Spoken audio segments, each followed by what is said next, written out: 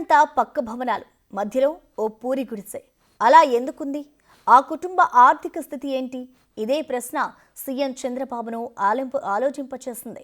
నిరుపేదకు పక్కా గృహం కట్టిస్తానని హామీ ఇచ్చిన 5 నెలల్లోనే అమలు చేసి మాట నిలుపుకున్నారు సీఎం. పూర్తి వివరాలు ఇప్పుడు చూద్దాం.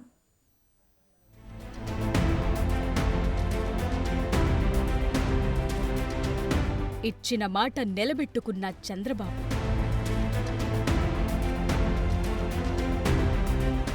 నిరుపేదకు పక్కా భవనం కట్టిస్తానని హామీ.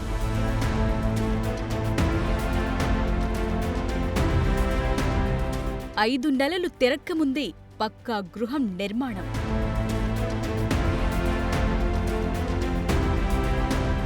బాబును దేవుడిగా పూజిస్తామంటున్న లబ్ధిదారు.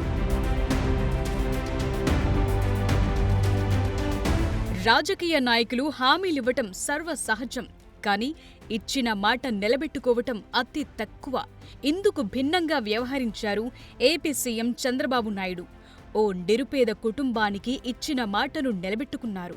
గుంటూరు జిల్లా తాడేపల్లి మండలంలోని పెనుమాక గ్రామంలో మొదటి పెన్షన్ లబ్ధిదారుడైన బాణావతి పాములు నాయక్కు ఇల్లు కట్టిస్తానని హామీ ఇచ్చారు చంద్రబాబు. తాను ఇచ్చిన హామీని కేవలం 5 నెలల్లోనే అమలు చేసి పక్కా భవనం నిర్మించారు. దీంతో సీఎం పట్ల హర్షం వ్యక్తం చేస్తోంది ఆ నిరుపేద కుటుంబం.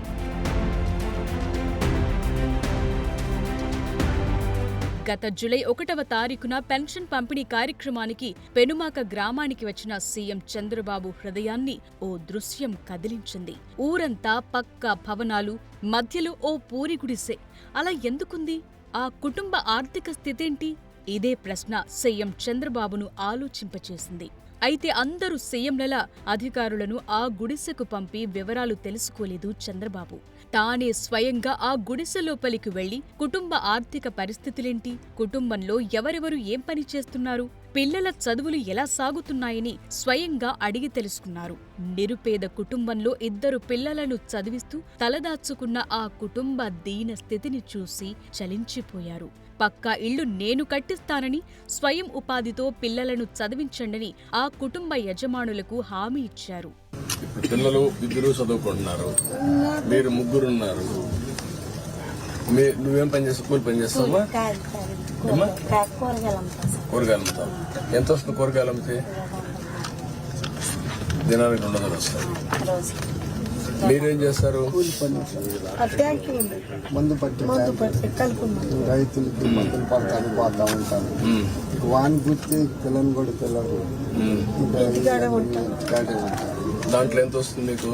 ఇంకా రైతు బిల్లు ఇస్తే ఎకరానికి 5 ట్యాంకులు 6 ట్యాంకులు పడితే 200-300 వస్తుంది సార్.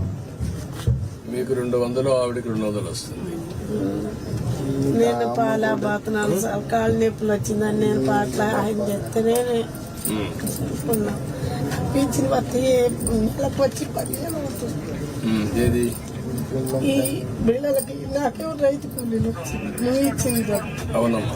కేవలం కుటుంబానికి హామీ ఇచ్చేసి అమలు చేసినప్పుడు చేద్దాంలే అని చేతులు దులుపుకోలేదు సీఎం.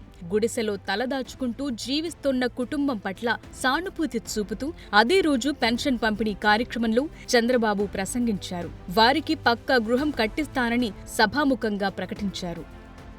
అందరూ చుట్టుపక్కల చూస్తే పెనబాకంలో అన్ని మిద్దెలు కనపడొస్తున్నాయి. మిద్దెల్లో మధ్యలో ఒక పోరిల్లు. అది చూసినప్పుడు బాధేస్తుంది నాకు. అందుకనే చూస్తానే ఒక మాట చెప్పాను, ఈ ఇల్లు కట్టిస్తామని హామీ ఇచ్చా. పాపం ఇల్లు కట్టుకునే 1,80,000 రూపాయలు ఇస్తానంటే, ఇల్లు కట్టుకునేది కూడా నాకు చేత కాదు, మీరే కట్టించండి అని అంటే నేను చెప్పాను 3 ఎకరాల 8 సెంట్లు ఏదో భూమి ఉంది, ఇమ్మీడియట్ గా ప్రారంభించి ఇల్లు కూడా కట్టిస్తానని స్పష్టమైన హామీ ఇచ్చా. ఇల్లు కట్టించే బాధ్యత తీసుకుంటాం. ఇక్కడికి వచ్చినప్పుడు నేను మీ అందరికి విజ్ఞప్తి చేసేది, ఇలాంటి వాళ్ళు రాష్ట్రంలో చాలా మంది ఉన్నారు. ఇలాంటి పేదవాళ్ళను ఆదుకోవడమే ఈ ప్రభుత్వం యొక్క ప్రధాన లక్ష్యం. ఈ రోజు నా జీవితంలో శాశ్వతంగా గుర్తుంటుంది. జూలై 1న హామీ ఇస్తే డిసెంబర్ నెలాఖరు కల్లా పక్కా గృహం పూర్తయింది. ఇన్నేళ్లు పూరిగుడిసెలో జీవనం సాగించిన పెన్షన్ స్కీంలో తొలి లబ్ధిదారుడైన పాములు నాయక్ అనే వ్యక్తి ఇప్పుడు పక్కా గృహంలోకి వెళ్లేలా ఏర్పాట్లు చకచకా జరిగిపోయాయి. దీంతో పాములు నాయక్ భావోద్వేగంతో సీఎంకు ధన్యవాదాలు తెలిపారు. తమకు ఊహ తెలిసిన నాటి నుంచి ఎన్టీఆర్ ను అభిమానిస్తూ తెలుగుదేశం పార్టీలోనే ఉన్నామని, మాకు ఇల్లు కట్టుకునే స్తోమత లేదని చంద్రబాబు దృష్టికి తీసుకెళ్లామని, ఎన్టీఆర్ పేరు చెప్పగానే నేను మీకు ఇళ్లు కట్టిస్తానని సీఎం అండగా నిలిచారని గుర్తు చేశారు పాములు నాయక్ దంపతులు. ఆ జన్మాంతం చంద్రబాబుకు రుణపడి ఉంటామని పాములు నాయక్ భార్య సీత భావోద్వేగానికి గురవుతూ తెలియచేస్తోంది.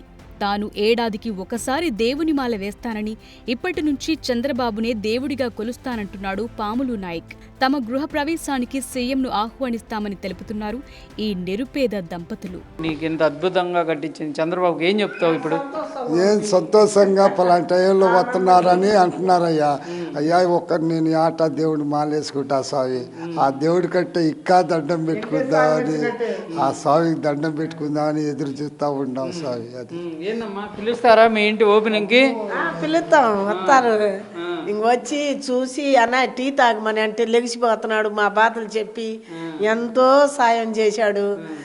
మన తెలుగుదేశం పార్టీ మనం లెక్క చేయలేదని ఎన్టీ రామారావు నుంచి ఆయన అదే పార్టీ ఎవరికి రానిలా, ఎవరికి చేయలేదు, మరి కట్టినీళ్ళు మీ పార్టీ తరపున అని అన్నారన్న చెప్తున్నారు జనాలు కూడా అని కూడా చెప్పా. నేను ఇప్పు తీసా చెప్పినా కూడా నేను కట్టి పెడతానమ్మా.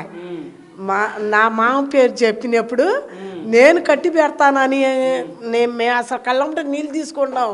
ఇచ్చిన హామీలు నిలబెట్టుకుంటే రాజకీయ నాయకులను ప్రజలు కేవలం నాయకులుగా మాత్రమే చూడరు, దేవుళ్లుగా భావించి పూజలు చేస్తూ నీరాజనాలు పడతారని చంద్రబాబు ద్వారా సొంతింటి కల నిజం చేసుకున్న పెనుమాకలోని నిరుపేద కుటుంబం మరోసారి నిరూపించింది.